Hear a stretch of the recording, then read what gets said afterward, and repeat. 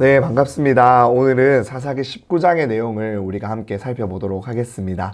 계속해서 이어지는 이 사사기 19장은 이 사사시대의 혼란스러운 상황을, 기준이 없던 시대의 상황을, 모든 것이 무너져 있는 악한 상황을 우리들에게 너무나도 잘 보여줍니다.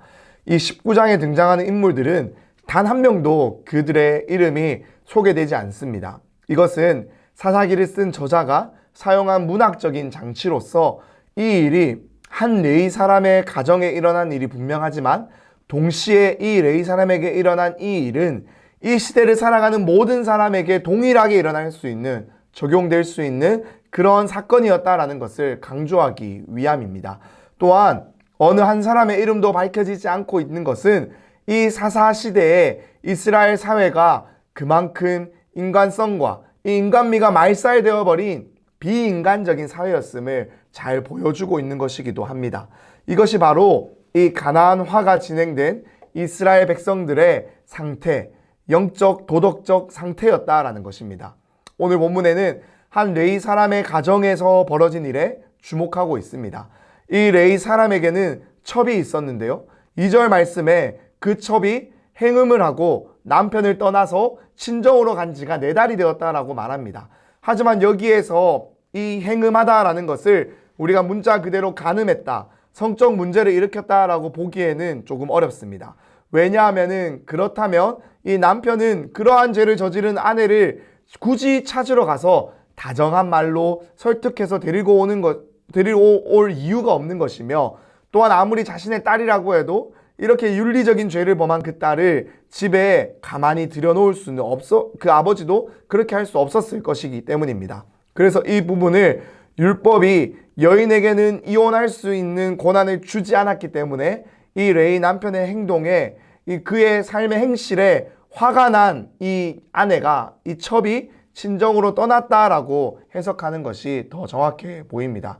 이렇게 자신의 잘못에 대한 반성과 함께 자신의 아내를 다시 데리러 장인의 집으로 이 레위 사람이 갔습니다. 그는 장인에게 극진한 대접을 받아요. 다시 아내와의 관계가 회복되는 것처럼 보입니다.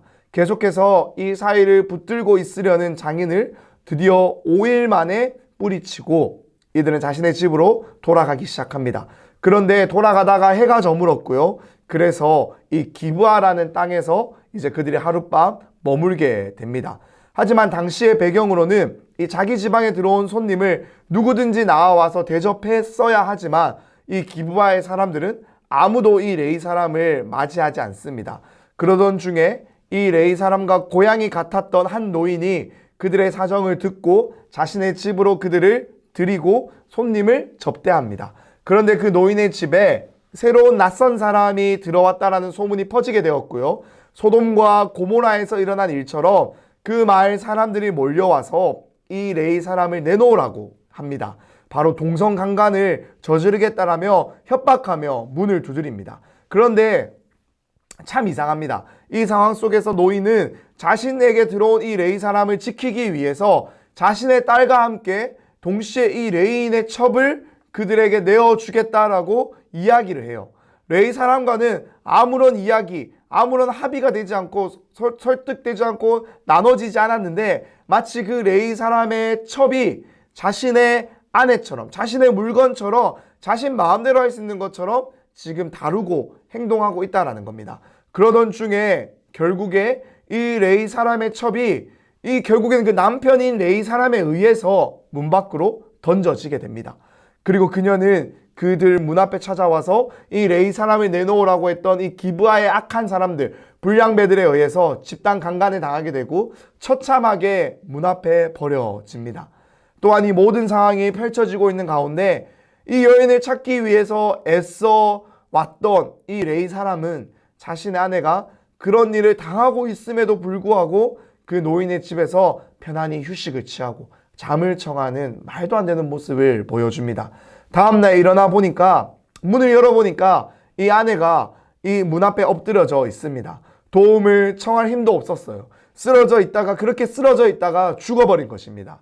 이 레위 사람은 여인의 시체를 거둡니다.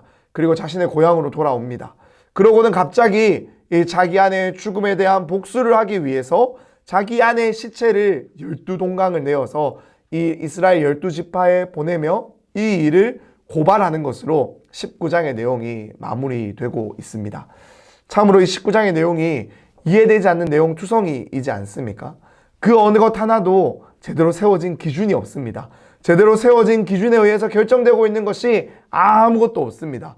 모든 일의 동기가 그 앞뒤가 맞지 않아요.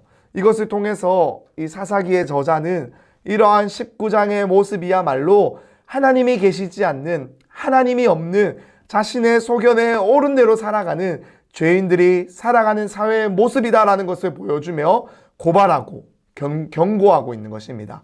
이처럼 이 사사시대, 아무도 하나님을 생각하지도 않고 찾지도 않는 이 어두운 세상은 끔찍한 고통뿐임을 우리는 보게 됩니다. 사랑하는 성도 여러분, 그렇게 하나님을 아는 우리는 하나님의 은혜로 이 끔찍한 세상에 죄와 허물로 죽었다 살아난 우리가 이 어두운 세상에 하나님이 참된 기준 되심을 드러낼 수 있게 되기를 간절히 소망합니다. 우리가 날마다 이 소망을 마음에 품으며 말씀과 기도로 거룩하여짐으로 날마다 이렇게 하나님의 빛을 이 어두운 세상 가운데 비추어낼 수 있는 우리 범호의 모든 성도님이 되시길 간절히 소망합니다. 우리 그렇다면 이 시간 마무리를 하고요. 내일도 계속해서 사사기의 말씀 함께 살펴보도록 하겠습니다. 내일 뵙도록 하겠습니다. 감사합니다.